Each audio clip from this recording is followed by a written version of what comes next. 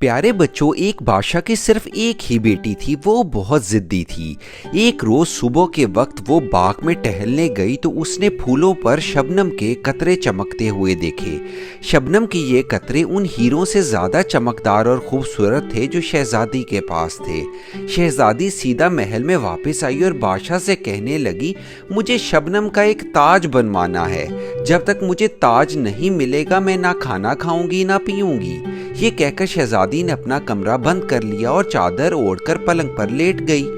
बादशाह ये जानता था कि शबनम के कतरों से ताज नहीं बनवाया जा सकता क्योंकि ये तो पानी के कतरे होते हैं। फिर भी बादशाह ने शहजादी की जिद पूरी करने के लिए शहर के तमाम सुनियारों को बुलाया और उनसे कहा, 3 दिन के अंदर अंदर शबनम के कतरों का ताज बनाकर पेश करो वरना तुम्हें सख्त सजा दी जाएगी।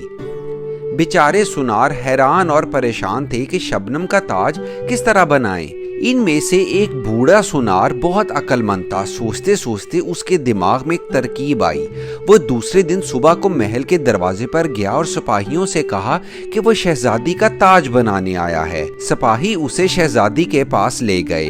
बूढ़े सुनार ने शहजादी को झुककर सलाम किया और बोला, मैं आपका ताज बनाने के लिए आया हूँ, लेकिन मेरी एक छोटी सी दरख्वास्त है। शहजादी ने बोला, कहो क्या कहना चाहते हो। सुनार बोला, आप बाग में चलकर मुझे शबनम के कतरे दे दीजिए जिनका आप ताज बनवाना चाहती हैं। वो कतरे जो आप पसंद करेंगी मैं फौरन उनका ताज बना दूंगा। शहजादी सुनार के साथ बाग में गई। फूलों और पत्तों पर शबनम के कतरे चमक रहे थे और जगमगा रहे थे, लेकिन शहजादी ने जिस भी कतरे को छुआ वो उसकी उंगलियों पर पानी की तरह बह गया। तब शहजादी को ये यकीन हो गया कि शबनम के कतरों का ताज नहीं बन सकता। शहजादी ने खसियानी होकर बूढ़े सुनार से माफ़ी मांगी और अहद किया वो अब कभी भी ऐसी जिद नहीं करेगी जो पूरी ना हो सके।